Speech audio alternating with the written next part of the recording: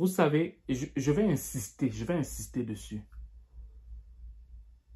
L'année 2025 est une année que même si tu as un bon salaire, tu dois chercher une seconde source de revenus. Ne te base même pas sur le projet que je suis en train de mettre en avant ces jours-ci. Le fait de développer une seconde source de revenus avec moi. Je ne te parle même pas de ça. Je te parle de toi-même. Tu dois chercher une seconde source de revenus. J'étais en train de regarder les articles aujourd'hui. J'étais en train de lire les articles. Il y a un article de... attends, c'est quel journal? De la presse qui est sorti. Un article québécois qui dit... C'est sorti le 8. Nous sommes le 9 aujourd'hui. OK? Je fais une vidéo. Nous sommes le 9. OK? Aujourd'hui, il est 18h10. L'article est sorti le 8. Hier, le 8 à 5 h du matin. La journaliste dit « Les Québécois sont de plus en plus nombreux à demander de l'aide alimentaire. Et cette tendance devrait se maintenir cette année selon Banque Alimentaire Québec. » Tu t'arrêtes d'abord là, tu t'arrêtes là. Quand on parle de Québécois, ce n'est pas seulement les Blancs. Ce sont les Noirs, les Arabes, toutes les groupuscules de personnes qu'on trouve au Québec qui forment un multiculturalisme.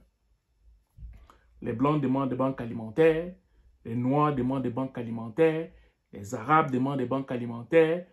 La majeure partie de la classe moyenne, moi je dis la classe moyenne, parce que pour plusieurs, quand on parle souvent de demander des banques alimentaires, de la nourriture en extrayant des organismes qui distribuent de la nourriture, il y en a qui vont te demander un certain montant, il y en a qui vont regarder tes preuves de revenus. Bref, chaque organisme qui distribue de la nourriture, ok, a ses critères en fait. Et on a des fois l'impression que quand on lit cet article-là, que ça concerne seulement ceux qui n'ont pas d'argent, ceux qui sont pauvres. Non! Beaucoup de gens qui sont dans la classe moyenne, ayant un emploi, ayant une maison, ayant des voitures, bon nombre de ces personnes-là partent demander des denrées alimentaires dans plusieurs organismes. Est-ce que tu savais ça?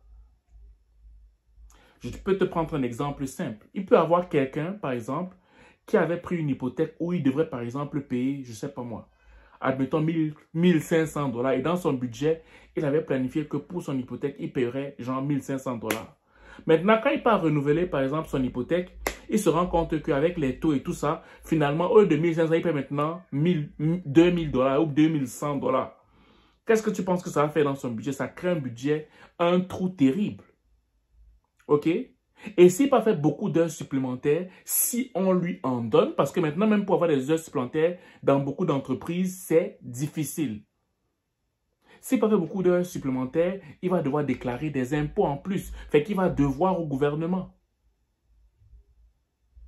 OK? Et maintenant, il y a des gens qui ont des retards de paiement à cause de tout ce qu'il y avait Covid, à cause de tout le monde qui essaye de se restructurer. Beaucoup de gens ont des retards de paiement, des retards au niveau des cartes de crédit, des retards au niveau des traites de voitures. Bref, beaucoup de gens sont là. Que des personnes qui sont en classe moyenne, les gens qui sont même qui sont considérés comme pauvres, tout le monde se trouve dans ce pétrin-là.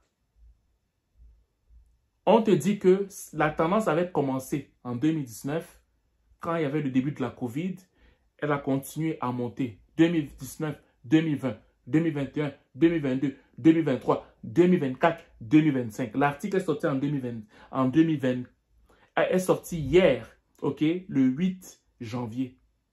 Et la journaliste dit que cette tendance va se maintenir en 2025.